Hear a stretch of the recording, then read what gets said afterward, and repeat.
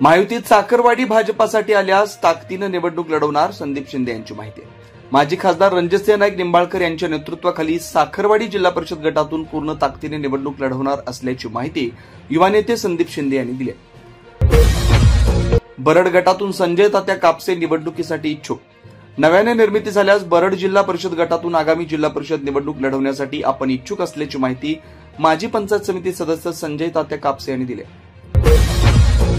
कोळकी जिल्हा परिषदेसाठी सह्याद्री कदम यांची मोर्चे बांधणी सुरू.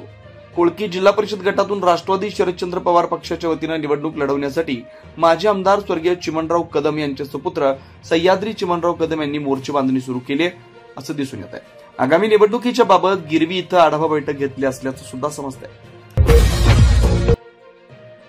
ज्येष्ठ पत्रकार रमेश आढाव यांचं निधन. फलटण येथील ज्येष्ठ पत्रकार रमेश आढाव यांचं आज हृदयविकाराच्या तीव्र झटक्यानं नागपूर इथं निधन झालंय. त्यांच्यावर गुणावर इथं अंत्यसंस्कार करण्यात येणार असल्याची माहिती पंचायत समितीचे माजी सदस्य बापूराव जगताप यांनी दिली. कोळकीमध्ये आमदार रामराजेंची तोफ थडाडणार. विधान परिषदेचे माजी सभापती तथा विद्यमान आमदार श्रीमंत रामराजे नाईक निंबाळकर यांची जंगी सभा संपन्न होणार असल्याची माहिती समोर येते.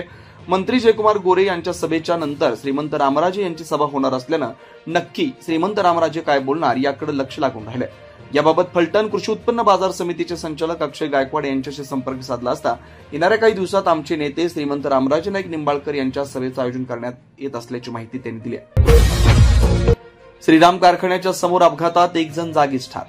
फलटण येथील श्रीराम सहकारी साखर कारखान्याच्या समोर झालेल्या अपघातात एक जण जागीच ठार झाला असल्याची दुर्दैवी घटना घडल्याची माहिती समोर येते. याबाबत फलटण शहर पोलीस स्टेशनमध्ये गुन्हा दाखल करण्याची प्रक्रिया सुरू आहे.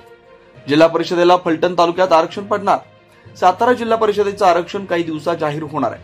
त्यासाठी फलटण तालुक्यात कोणता गट आरक्षित होणार आहे की मागील वेळेसप्रमाणे सर्व गट खुले असणार आहेत याबाबत आता चर्चा रंगू लागल्या. तालुक्यात गट आरक्षित झाल्यास साखरवाडी, गुणवरी अथवा कोळकी यापैकी एक गट आरक्षित होण्याची दाट शक्यता वर्तवली जाते. जिल्हा परिषदेसाठी वाठार निंबाळकर गटातून निवडणूक लढवण्याचा मानस तुकाराम शिंदे यांची माहिती. सातारा जिल्हा परिषदेसाठी वाठार निंबाळकर गटातून आगामी निवडणूक लढवण्यासाठी आपण इच्छुक असल्याचं मत युवा नेते तुकाराम शिंदे यांनी व्यक्त केलं.